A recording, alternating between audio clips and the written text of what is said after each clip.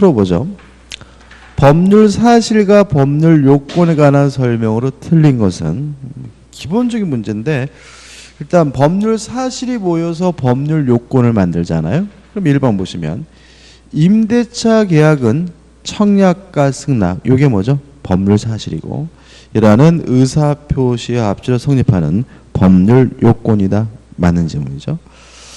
2번 어떤 사정을 알지 못한다는 의미에서 선의도 법률 사실이다. 뭐 솔직히 법률 사실이 아닌 게 없습니다. 그죠? 그래서 이러이러한 것은 법률 사실이다. 다 맞는 질문이고.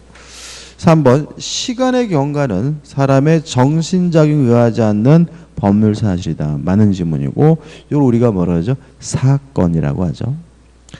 4번 무권 대리행위의 추인 여부에 관한 상대방의 채고는 준법률행위고, 준법률행위 중에서 의사의 통지니까 채고는 의사의 통지이다. 맞는 질문이죠. 이 문제는 5번이 답인데 결국은 4번이 힌트가 되는 거죠. 자, 우리가 의사표시가 없는 적법행위를 준법률행위라고 하고, 준법률의 효과가 무엇에 의해서 결정되냐면 법률 규정에 의해서 결정되잖아요. 그러면 채고가 의사의 통지고 준법률행위라면 채고 효과는 무엇에 의해서 결정이 되냐면 법률 규정에 의해서 결정이 되거든요. 그럼 5번 민법 제552조에 따라 상대방이 채고했음에도 해제권자의 통지가 없기 때문에 해제권이 소멸하는 효과는, 그러면 이게 무슨 말이죠? 채고의 효과는 이거죠.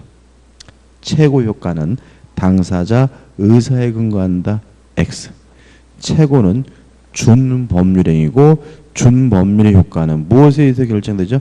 법률 규정에 의해서 결정되니까 채고의 효과는 당사자 의사에 근거한다. X가 되고요. 답은 5번이 됩니다. 2번 42번입니다. 반사의 질서 법률에 관한 판례 태도로서 다음 중 옳지 않은 거죠. 1번 첩계약 물론 무효입니다. 무슨 의미죠? 누구의 첩이 돼주기로 했더라도 첩돼줄 필요가 없다. 이런 의미가 되는 거죠. 근데 첩의 생존을 유지하기 위하여 생활비 등에 관한 약정 줘야 됩니다. 줘야 돼요. 따라서 유효하다. 맞는 질문이죠. 이거 관련돼 가지고 첩 사이에 난 자식에 대한 양육기식의 약정, 이것도 뭐죠? 유효합니다. 1번은 맞네요. 2번 간호사의 채용 시에 근무 기간 중 혼인하지 아니할 것을 약정. 자, 혼인할 수 있는 자유는 절대적으로 보장되기 때문에 혼인할 수 있는 자유를 제한하게 되면 뭐가 되죠? 반사회적이죠. 따라서 혼인하지 아니할 것을 약정하는 것은 무효이다. 맞는 질문이죠. 답은 뭐죠? 3번입니다. 부동산을 이중으로 매매하는 것은 원칙적으로 무효이다. X. 원칙적으로 유효하고요. 따라서 제2매수인은 선악 불문하고 소유권을 갖고 아는 것을 넘어서 적극 가담해야 비로소 반사회적 법률에서 무효가 되죠. 답은 뭐죠? 3번입니다. 4번 자가 자식이죠.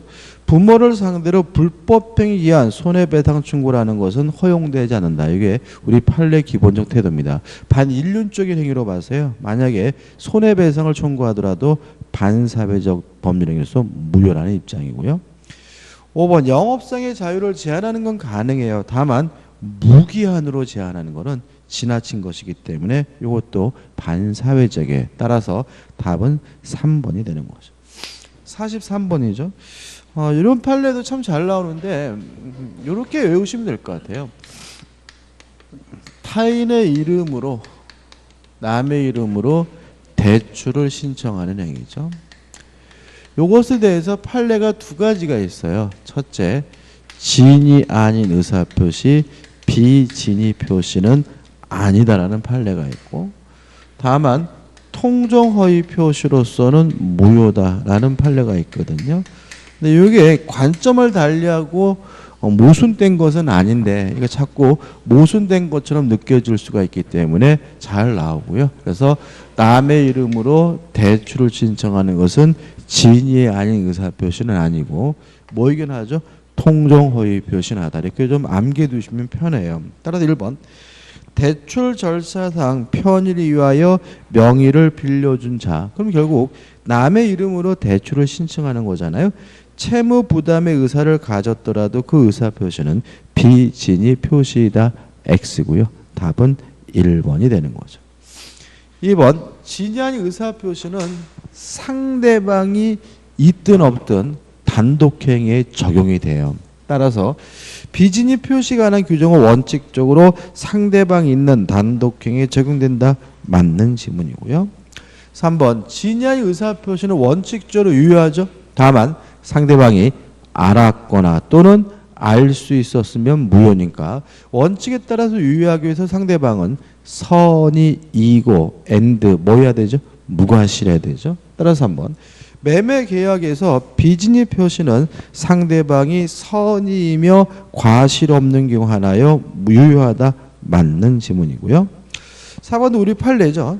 4번 사직의 의사 없는 사기업의 근로자가 그러면 사직할 마음이 없는데 사직을 썼으니까 진이 아닌 의사표시고 사용자의 지시로 사용자가 지시했다는 말은 상대방이 뭐란 얘기죠? 악이란 얘기죠. 따라서 이것은 진이 아닌 의사표시고 무효거든요. 따라서 사용자의 지시로 어쩔 수 없이 일괄 사직서를 제출하는 형태의 의사표시는 비진위 표시이다. 맞는 지문이고요.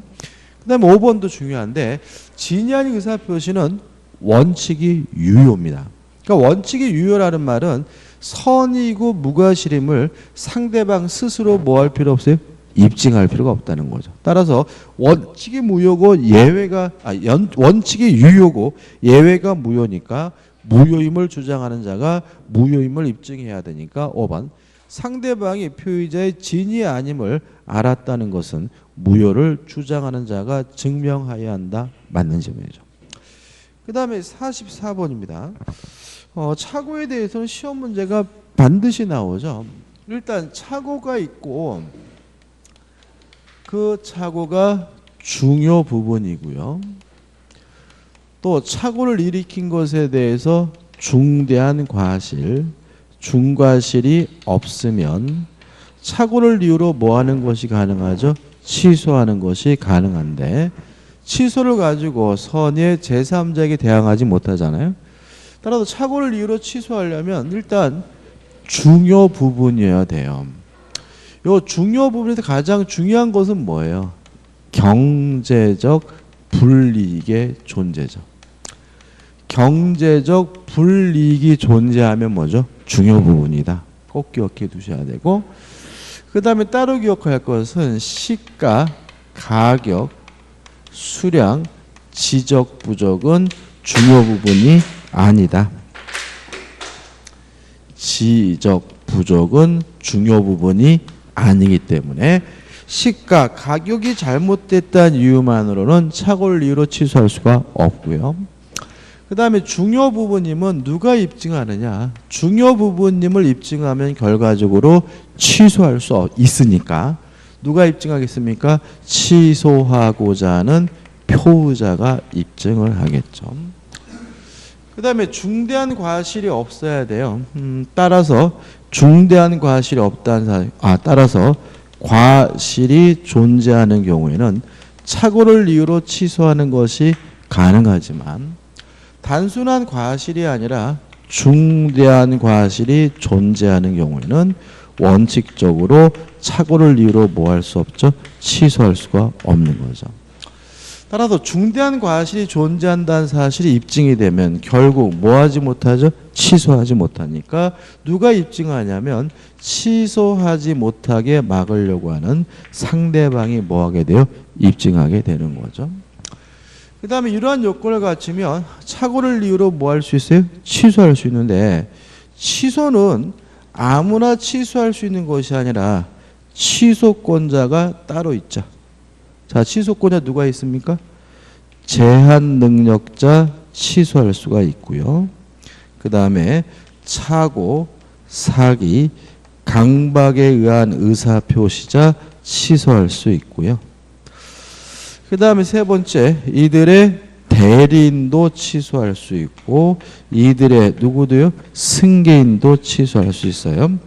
물론 요거는 착오에 의한 의사표시니까 착오에 의한 의사표시를 한 자가 취소할 수 있고 이 사람의 대리인가 요 사람의 뭐가요? 승계인이 취소할 수 있는 거죠. 취소는 아무나 취소할 수 있는 것이 아님을 항상 뭐 하셔야 돼요? 조심하셔야 됩니다. 자 그럼 보죠. 1번 착오자에게 중대한 과실이 있으면 취소할 수 없다. 이 경우 중대한 과실에 대한 입증 책임은 착오자에게 있다, 표의자에게 있다, X죠. 자, 누가요? 상대방이 입증하는 거죠. 답은 뭐죠? 1번이죠.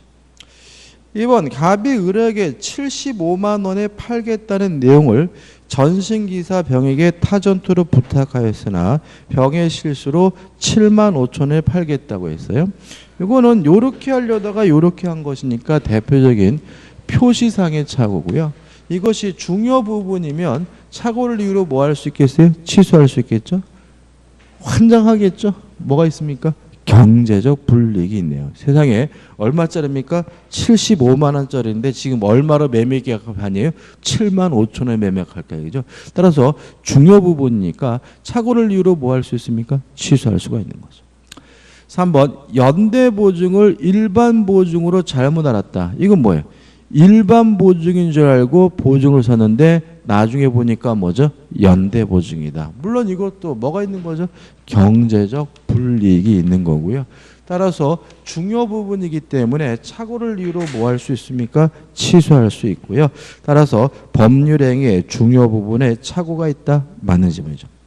4번 착오를 이유로 의사표시를 취소할 수 있는 자는 착오에 의한 의사표시자와 그 대리인과 승계인만 취소할 수 있는 거예요.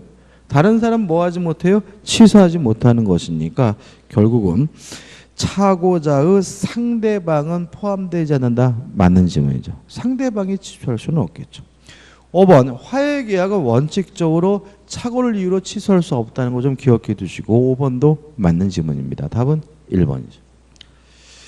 45번입니다. 의사표시의 효력에 관한 다음 설명 중 틀린 것은 1번 의사표시 수령자가 무능력자 그럼 뭐죠? 수령 무능력자라는 얘기잖아요. 도달되지 않죠. 따라서 도달이 되지 않는다. 5 맞는 질문이죠. 2번 상대방이 이유 없이 고의로 수령을 거절했어요. 자 정당한 이유 없이 수령을 거절하게 되면 도달된 것으로 간주하니까 도달이 된다. 맞는 질문이죠. 3번 무권 대리는 상대방의 최고란 경우 최고에 대한 확답 답장이죠. 이건 뭐죠? 발신주의니까 최고에 대한 답장의 확답은 발신주의한다. 맞는 질문이죠. 답은 4번이죠. 연착됐다 불착됐다 누가 책임을 져야 되죠? 표의자가. 그죠? 따라서 의사표시가 사고에 의하여 연착한 경우에는 표의자에게 불이익이 되지 않는다. X가 되는 거죠. 5번 발신 후 도달 전에 그러면 도달되기 전이면 아직 뭐가 없습니까? 효과가 없는 거죠. 효과가 없으면 뭐 할 수 있어요? 철회할 수 있으니까 철회하여도 유효하다. 맞는 질문입니다. 답은 뭐죠? 4번이 되는 거. 여기는 다 맞으셨죠? 그죠? 다 맞았을 것이라고 저는 굳게 믿습니다. 그죠? 자, 46번입니다. 기본적인 문제죠. 1번 대리권에 대한 다음 설명 중 옳지 않은 겁니다. 자, 대리는 행위 능력자일 필요가 없거든요. 따라서 대리인 제한 능력자도 대리인이 될 수 있으므로 1번 미성년자라도 타인의 대리인이 될 수 있다. 5 맞는 질문이죠.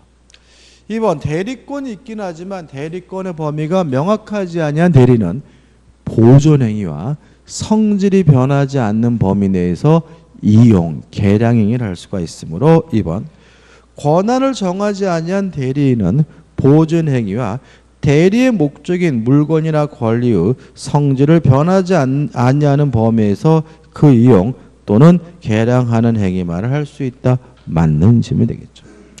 3번 임의 대리는 원칙적으로 복대를 선임할 수가 없지만 친권자 후견과 같은 법정 대리는 자유롭게 복대를 선임하는 것이 가능하므로 3번 법정 대리는 특별한 사정이 없는 한 복대는 선임하지 못한다. X입니다. 요 3번은 앞에 주어가 임의대리로 들어가면 맞죠.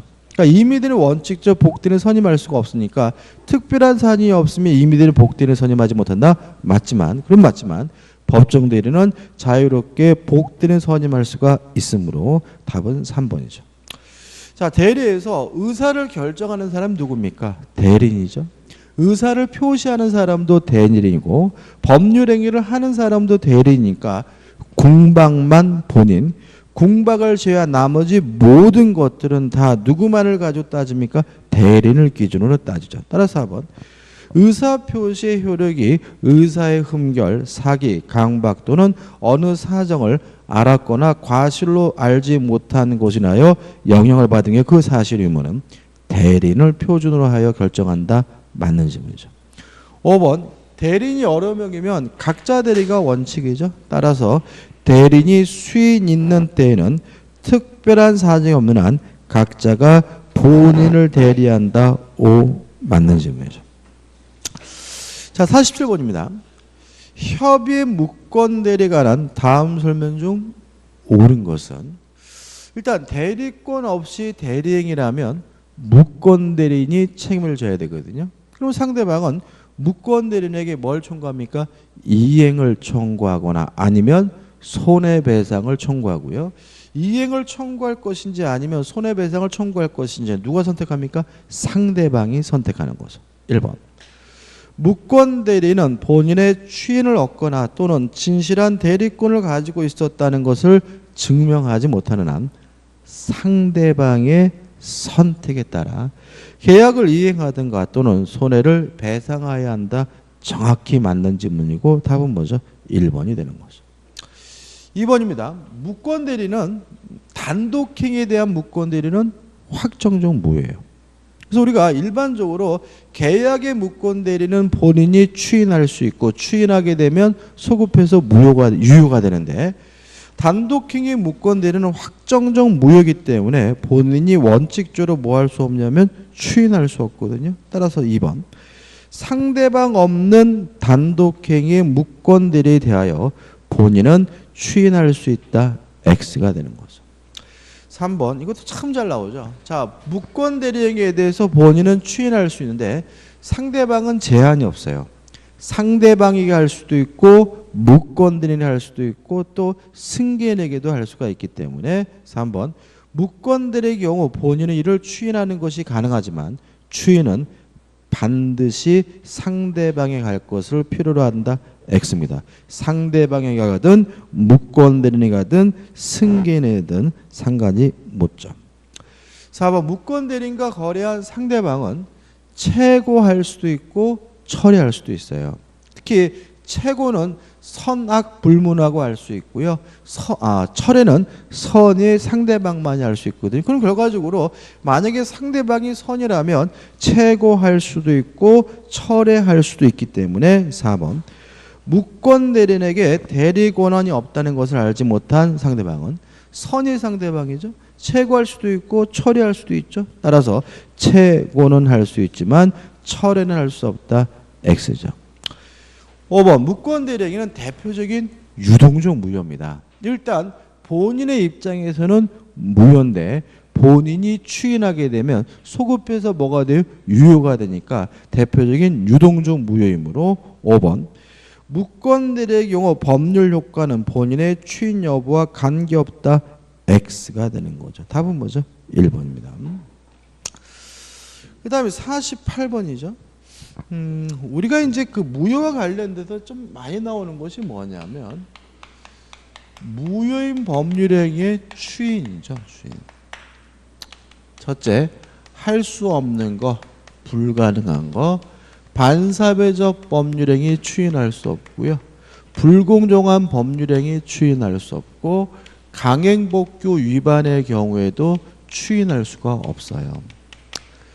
그 다음에 두 번째, 가능하긴 하지만 새로운 법률행위가 되는 경우죠. 이 경우가 원칙이죠.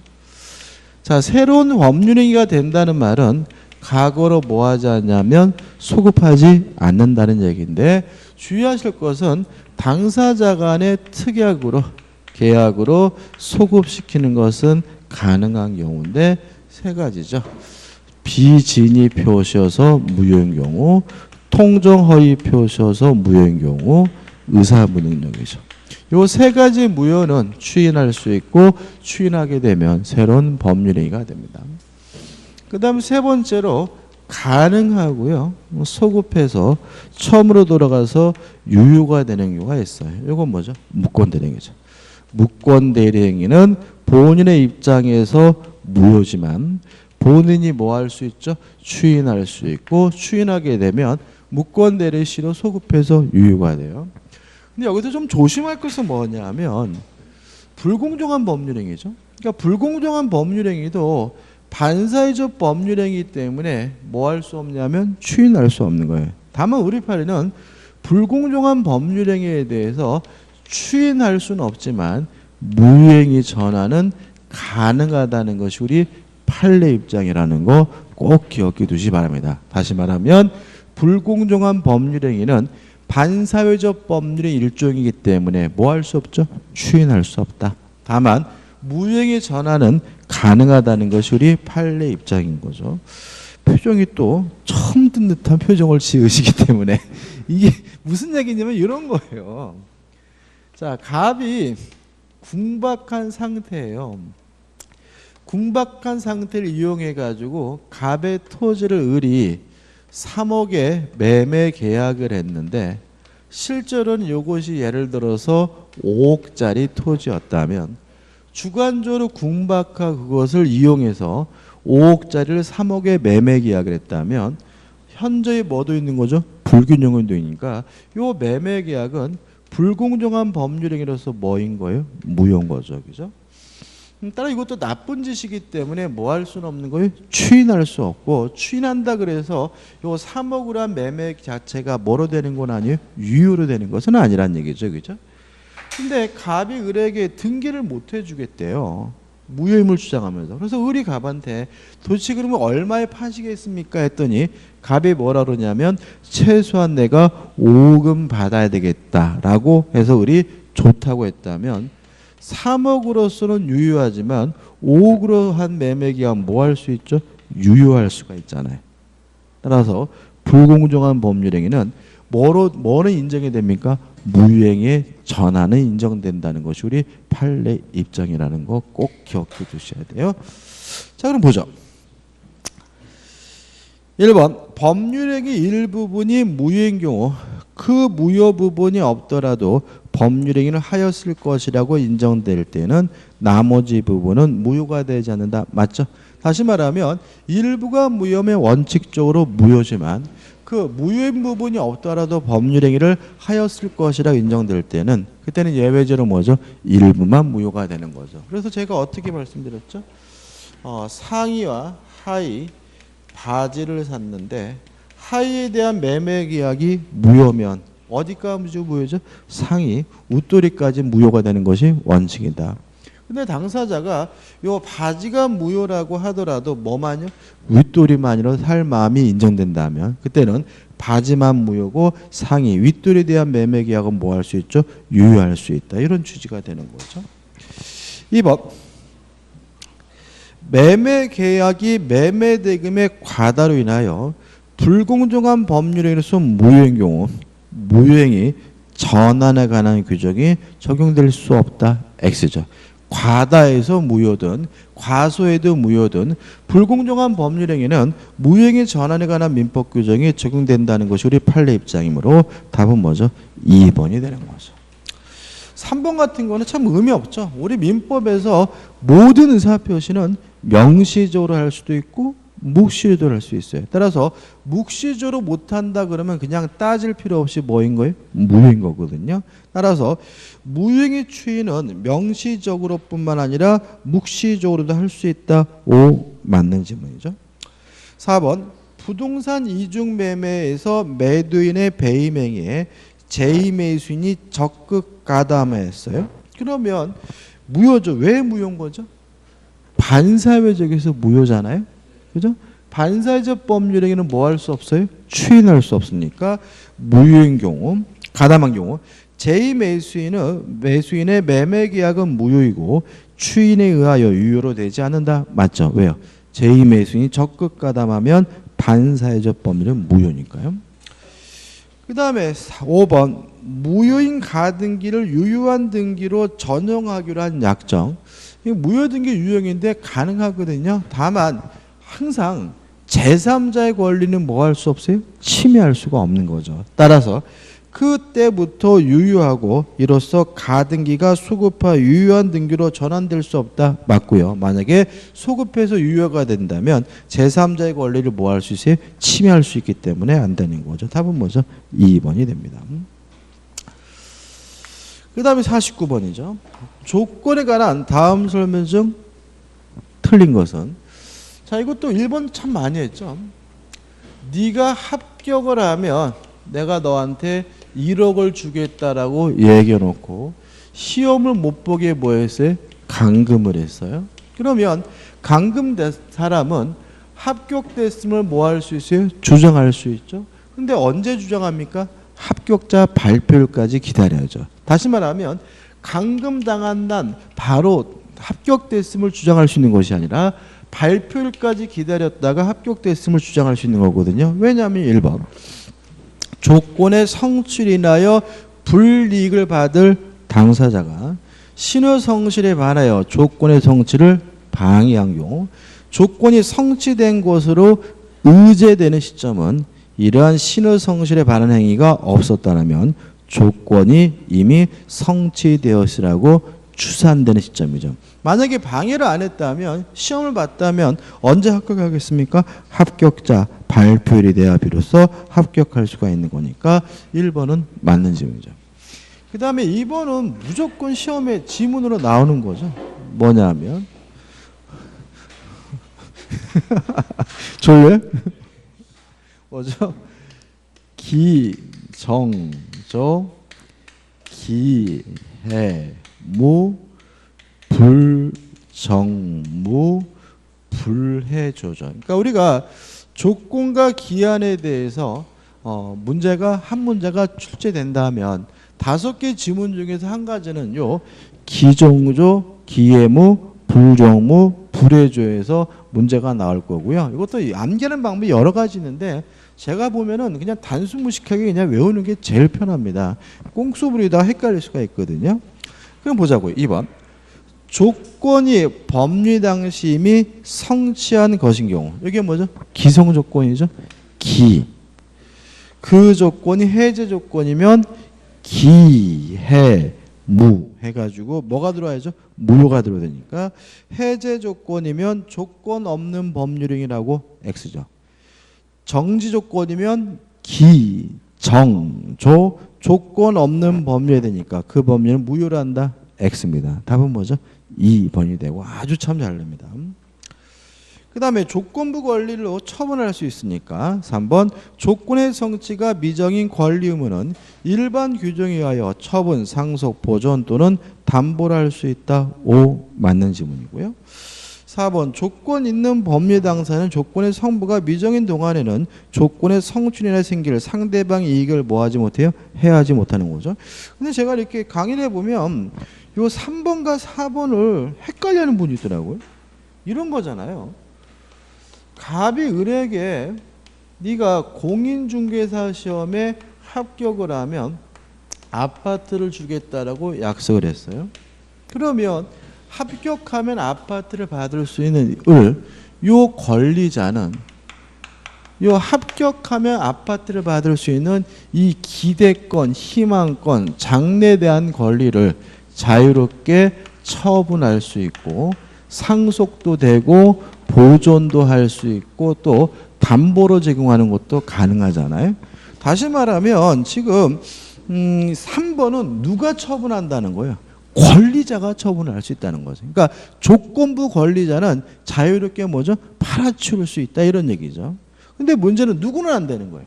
지금 갑은 합격하면 아파트를 줘야 될 의무가 있는 사람이니까 이 아파트를 만약에 병에게 팔아먹는 것은 뭐죠? 안 된다. 왜 안 되냐면 4번 조건 있는 법률행위의 당사자는 조건의 성부가 미정한 동안에 여기서 누구죠? 을이죠. 을이 열심히 공부하고 있는 동안에 조건의 성취나 생길 상대방 이익을 뭐하지 못해요? 해하지 못하기 때문에 그런 거죠. 그죠? 따라서 팔아먹는 사람이 다른 거니까 헷갈리지 마시기 바라고요. 좀 더 본다면 자, 우리 판례는 요 매매를 하지 말라고 148조가 금지하고 있기 때문에 했다면 일단 뭐죠? 무효다. 다만 요 무효를 가지고 우리 병 제3자에게 대항하기 위해서는 요 조건부 권리도 보존할 수가 있기 때문에 뭐가 필요하죠? 등기가 필요한데 현재 권리가 아닌 미래 권리, 기대권을 보존하기 위해서는 무슨 등기로 하는 거죠? 가등기로 하는 것이 가능하다는 것까지 꼭 기억해 두시기 바랍니다. 그 다음에 4번. 5번. 조건이 선량한 풍속 기타 사회질서 위반인데요. 조건이 반사회적인 경우죠. 이건 뭐예요? 조건만 무효인 것이 아니라 법률행위 전체가 쌍무효다. 따라서 그 법률행위는 무효로 한다. O 맞는 질문이죠. 50번입니다. 다음 중 기한의 이익을 갖지 못하는 자거든요. 일단 기한의 이익은 원칙적으로 채무자에게 있는 것으로 뭐 하냐면 추정을 하죠. 이거는 기억해 두시고. 그다음 자세히 들어가면 첫째, 무상인 경우에는 기한은 채무자에게만 이익이 되고요.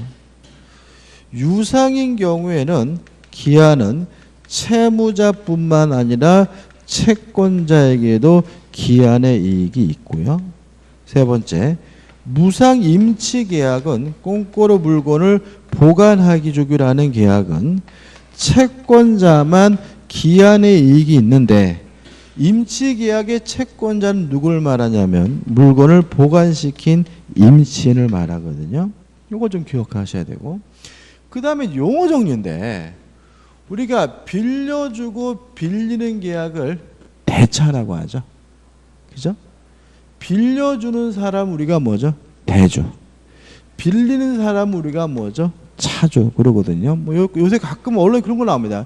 기업이 뭐 부도 위기가 있으면 채권자들이 모임을 만드는데 그걸 대주단 이런 표현을 쓰거든요. 그러니까 우리가 대주는 빌려주는 사람이니까 대주가 나오면 뭐로 바꿔서 이해하시면 되냐면 채권자로 바꿔서 이해하면 되고요. 차주가 나오면 뭐죠? 채무자로 바꿔서 이해하면 돼요. 아무튼 물론 유상이면 다 기한에 이게 있는 거죠. 그럼 뭐죠? 1번과 2번은 읽어볼 필요도 없는 거예요. 왜냐하면 이자부니까 유상이니까 채권자, 채무자 모두에게 뭐가 있어요? 기한에 이게 있는 거잖아요. 1번과 2번은. 그 다음에 3번. 무이자죠? 무상이죠? 그러면 누구에게만 기한액이 있어요?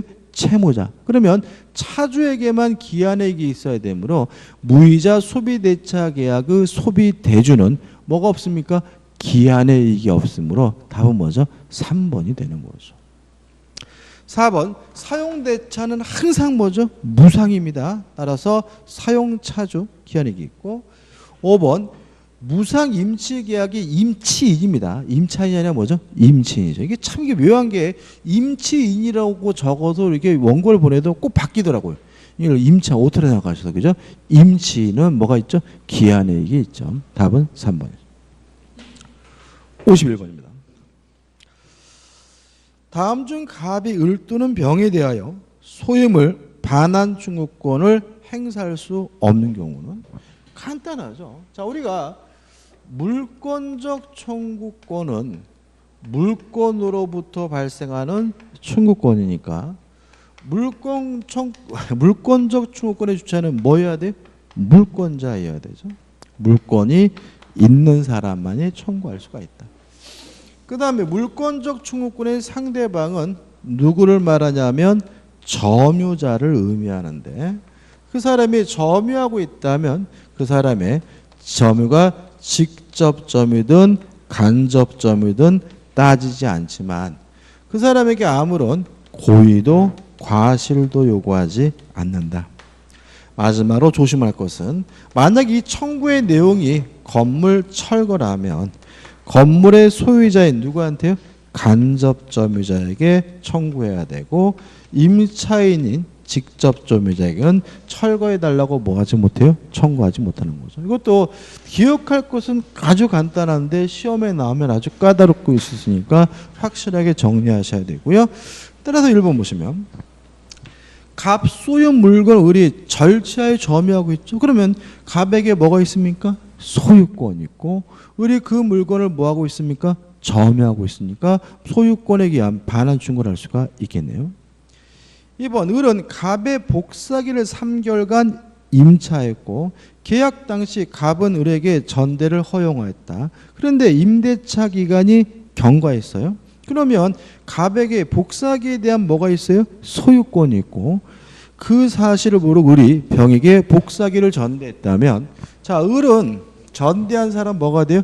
간접점유자고 병은 뭐가 됩니까? 직접점유자니까 을에게도 반환 청구할 수 있고 병에게도 반환 청구할 수 있으니까 반환 청구할 수가 있는 거죠.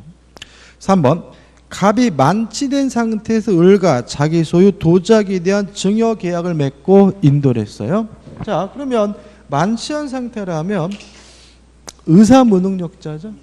의사무능력자의 법률행위는 뭐죠? 무효니까 증여계약은 무효고 따라서 아직도 이 도자기는 누구의 소유입니까? 갑에게 소유니까 갑은 소유권을 이유로 뭐 할 수 있습니까? 반환을 청구할 수가 있겠죠. 4번 착오로 매매계약을 체결한 갑이 그 사실을 알고 을에게 매매 목적물을 인도한 다음에요. 자 이건 뭐냐면 자 취소권자는 법률행위를 뭐 할 수 있냐면 추인할 수 있죠. 자, 추인이 이루어지게 되면 더 이상 뭐 할 수 없어요? 취소할 수가 없는데 추인을 언제 하면 되는 거죠? 원인이 종료된 후에 하면 되는 거죠. 다시 말하면 원인이 종료된 후에 추인하면 더 이상 뭐 할 수 없습니까? 취소할 수 없잖아요. 그럼 다시 한번 읽어볼까요? 자, 이렇게 됐잖아요. 착오로 매매 계약을 체결한 갑이 그 사실을 알고 원인이 종료됐죠. 착오임을 알면서 을에게 뭐 했어요? 목적물을 인도했다면 뭐가 됩니까? 법정 추인인 거죠. 그죠? 원인이 종료한 후에 이행하는 것은 뭐가 돼요? 법정 추인이니까 더 이상 뭐 할 수 없습니까? 취소할 수가 없고 따라서 착오를 이유로 매매 계약을 취소했더라도 취소 자체가 무효니까 이 물건을 뭐 할 수 없습니까? 돌려받을 수는 없는 거죠. 답은 뭐죠? 4번이 되는 거죠. 5번 오로지 채권자 병의 강제 집행을 면탈할 목적으로 채무자 갑이 자기 소유 부동산 일을 알고 있는 을에게 매매를 가장에 양도했어요. 그러면 가장 매매죠. 통정허위 표시죠. 통정허위 표시는 무효니까 갑은 자신의 소유권을 이유로 을에게 뭐 할 수 있습니까? 반환을 청구할 수가 있는 거죠. 답은 뭐죠? 4번입니다. 자, 52번입니다. 다음 중 등기를 요하지 않는 부동산 물권 취득사에 해당하지 아니한 것은 이것도 시험 문제 무조건 내거든요. 근데 이제 우리가 오늘은 일회기 때문에 일회 동형 모의하기 때문에 쉬운 거를 냈는데 그래도 반드시 좀 기억해 두셔야 되겠죠. 자, 첫 번째 법률행위로 물권이 변동되려면 등기를 해야 한다. 다시 말하면 계약이나 단독행위로 물권이 변동될 때는 뭘 합니까? 등기를 해야 되고요. 두 번째, 법률 규정에 의해서 물권이 변동될 때는 등기할 필요가 없는데 법률 규정이라는 말은 결국은 계약도 아니고 단독행위도 아닌 다른 사유로 물권이 변동될 때는 뭐 할 필요 없죠? 등기할 필요가 없는 거다. 다만 주의하실 것은 첫 번째 판례죠. 판례 중에 이행 판결은 실질적으로 법률 행위에 의한 물권 변동이니까 등기를 해야 하고요. 판례 중에 형성권에 의한 판결인 형성 판결은 뭐 할 필요 없죠? 등기할 필요가 없다. 네 번째, 재단법인 설립행위죠. 재단법인은 등기 없이 일단 소유권을 취득하긴 하는데, 다만 등기 없이 취득한 자신의 소유권을 가지고 제3자에게 대항하기 위해서는 뭐가 필요하냐면 등기가 필요하다. 꼭 기억해 두셔야 돼요. 마지막으로 다섯 번째, 취득시효죠. 점유 취득시효는 명백히 법률행위가 아닌데도 불구하고 우리 민법은 등기를 해야 취득시효 완성자가 소유권을 취득한다라고 별도의 규정을 두고 있으므로 점유 취득시효가 완성됐다는 이유로 소유권, 물권을 취득하려면 뭐가 필요하죠? 등기가 필요한 거죠. 실제로 요 네 가지는 꼭 기억해 두셔야 되고 반드시 시험 문제가 나온다고 봐야 되거든요. 또 5번. 다음 중 등기를 52번이죠. 요하지 아니하는 부동산 물권 취득사에 해당하지 아니하는 것은. 그럼 등기를 해야 되는 경우잖아요. 답은 뭐죠? 1번 취득시효죠. 53번입니다. 점유의 추정에 대한 다음 설명이 좀 옳지 않은 것인데, 일단 점유하고 있으면 적법한 권리자임을 추정을 받고요. 그 다음에 더 중요한 것은 뭐냐면 점유자와 회복자에 관한 민법 규정은 아무런 권한 없이 남의 물건을 점유하다가 돌려준 사람에게만 적용된다. 중요하다고 제가 항상 강조했죠. 그죠? 따라서 1번 보시면 동산의 점유자가 그 동산을 반환 시에 그 동산에 관한 유익비 상한을 청구하려면 그 점유자는 유익비 지출 당시 이를 점유할 권한이 있음에 대하여 주장, 입증할 책임을 진다. X인 거예요. 일단 두 가지입니다. 적법한 점유자임을 뭐 받아요? 추정을 받는다. 이렇게 이해도 되고, 아니면 점유자와 회복자에 관한 민법 규정은 아무런 권한 없이 남의 물건을 점유하다가 돌려준 사람에게 적용되는 규정이니까 굳이 권한이 있다는 사실을 뭐 할 필요 없어요? 입증할 필요는 없는 거죠. 답은 뭐죠? 1번이죠. 2번. 부동산의 점유자는 소유의 의사로 그 부동산을 점유한 것 추정된다. 자주점이 추정되죠. 3번. 물건의 점유자는 선입, 평업 및 공연하게 점유한 것 추정이 되는데 항상 조심할 것은 여기에 뭐가 들어가면 틀리게 되죠? 무과실. 무과실은 추정되지 않는다. 그래서 이 3번 같은 지문이 나오면 무과실이 있는지 없는지를 확인해 보시기 바라고, 무과실이 없으니까 3번은 뭐죠? 맞는 지문이 되겠죠. 4번. 전후 양시에 점유한 사실이 있는 때는 그 점유는 계속한 것으로 추정이 되고요. 5번입니다. 자, 선의의 점유자라도 본권에 관한 소유에서 패소하면 선의에서 악의로 바뀌어요. 언제? 소재기시. 아주 잘 나오죠? 그래서 5번.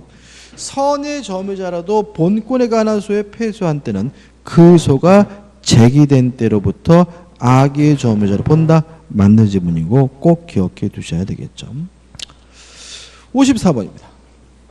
주의 토지 통행권에 관한 설명은 옳지 않은 거죠. 일단 주의 토지 통행권은 맹지면 갇힌 땅이면 어쩔 수 없이 남의 땅을 다니게 되는 권리인데 원칙적으로 뭘 해줘야 됩니까? 보상을 해줘야 됩니다. 근데 우리 민법이 토지의 분할이나 일부 양도로 맹지가 된 경우는 보상할 필요가 없는 무상 주의 토지 통행권을 규정하고 있는데, 무상 주의 토지 통행권에 관한 규정은 직접 당사자 간에만 적용된다는 것이 우리 판례 입장이므로 1번. 토지의 분할 및 일부 양도의 경우 무상 주의 통행권에 관한 민법의 규정은 포위된 토지 또는 피통행지의 특정 승계인에게 적용되지 않는다. 5죠. 왜요? 직접 당사자 간에만 적용된다는 것이 우리 판례 입장이니까요. 그 다음에 2번이죠. 주의토지 통행권은 맹지인 경우 어쩔 수 없이 남의 땅을 다닐 수밖에 없는 경우잖아요. 따라서 나중에라도 공로가 개설이 되면 기존의 주의토지 통행권은 당연히 뭐가 돼요? 소멸돼야 되므로 2번. 주의토지 통행권은 이를 인정할 필요성이 없어지면 당연히 소멸한다. 맞는 질문이죠. 그 다음에 공로는 나갈 수 있는지 없는지 여부는 형식적으로 따지지 않고 실질적으로 따집니다. 따라서 형식상의 도로가 있더라도 실제로 다닐 수 없다면 그때도 뭐가 인정이 됩니까? 주의토지 통행권이 인정이 되므로 3번. 기존에 통로가 있더라도 당해 토지 이용에 부적합하여 실제로 통로로서의 충분한 기능하지 못하고 있는 경우에도 주의토지 통행권이 인정된다. 맞는 질문이죠. 그 다음 우리 판례는 그동안 무상으로 보상하지 않고 남의 땅을 통행하고 있는 사람에게는 새삼스럽게 보상을 청구할 수 없다는 것이 우리 판례 입장이에요. 근거는 뭐냐면 신의성실의 원칙상 금반의 원칙이죠.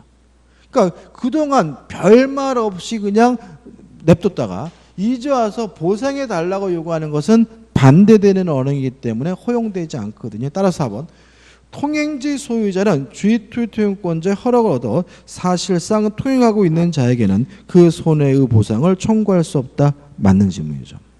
5번입니다. 이것도 중요하죠. 자, 주의토지 통행권의 도로폭 범위에 대해서 민법에 아무런 규정이 없어요. 이 문제에 대해서 우리 판례는 현재의 토지 용도를 가지고 실질적으로 결정해야 된다는 것이 우리 판례 입장입니다. 따라서 미래 용도는 뭐하지 않죠? 고려하지 않고요. 실질적으로 도로폭이 결정되는 것이니까 건축법의 규정도 뭐 되지 않습니까? 적용되지는 않거든요. 5번 주의토지 통행권이 인정되는 도로의 폭과 면적을 정함에 있어서 건축법의 건축과 관련하여 도로에 관한 폭 등의 제한 규정이 있으면 이에 따라 결정해야 한다. X가 되고요. 답은 5번입니다. 현재 토지 용도를 가지고 실질적으로 결정돼야 된다는 것이 우리 판례 입장입니다. 여기까지고요. 쉬었다가 55번부터 보도록 하겠습니다.